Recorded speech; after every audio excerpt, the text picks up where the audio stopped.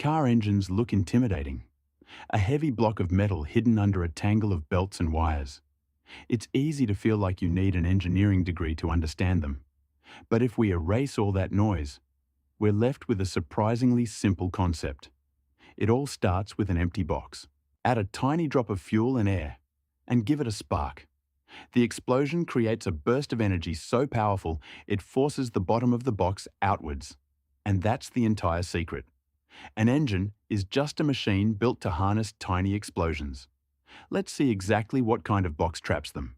To trap those explosions, we need a special box, a thick metal tube called a cylinder. Inside, we place a solid block that perfectly seals the gap but slides freely up and down. This is the piston. The piston attaches to a sturdy arm, the connecting rod. This hooks onto a rotating pivot below called the crankshaft.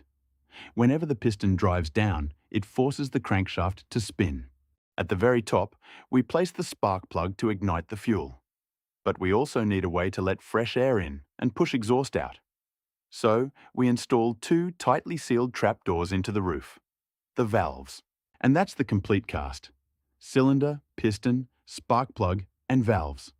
Together, they're ready for a perfectly timed, continuous mechanical cycle. Now that we have all our parts drawn, it's time to set them in motion.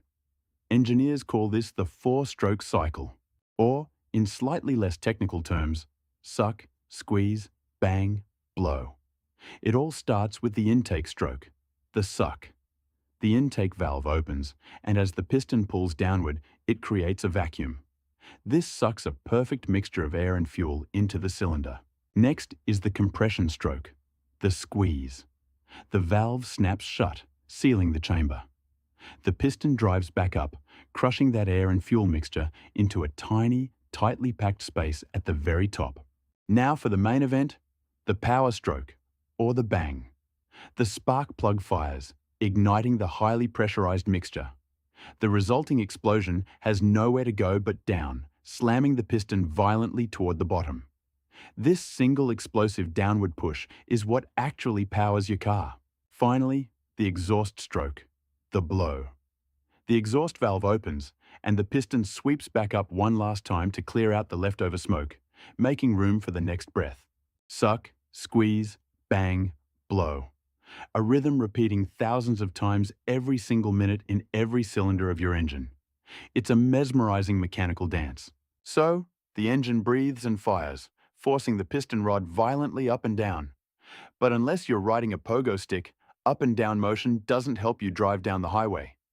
The wheels need to spin round and round. This translation sounds incredibly complex, but you actually power this exact same mechanism every time you ride a bike. Your leg only pushes straight down, yet the bike's gears turn in a perfect circle. Inside an engine, this bicycle pedal is called the crankshaft.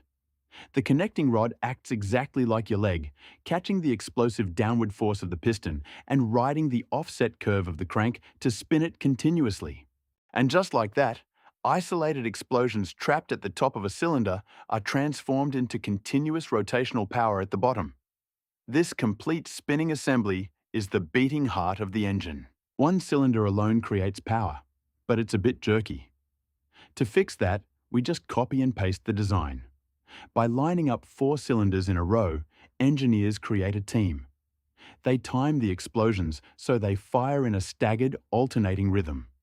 When one piston is coasting, another is firing. This teamwork turns those isolated bangs into one smooth, continuous flow of power. So, the next time you pop the hood of a car and see an intimidating, greasy block of metal, don't let it fool you. It isn't magic, and it doesn't have to be a mystery. At its heart, it's just a brilliantly simple machine built to safely harness thousands of tiny explosions. Just to push a few pedals and make the wheels go round and round.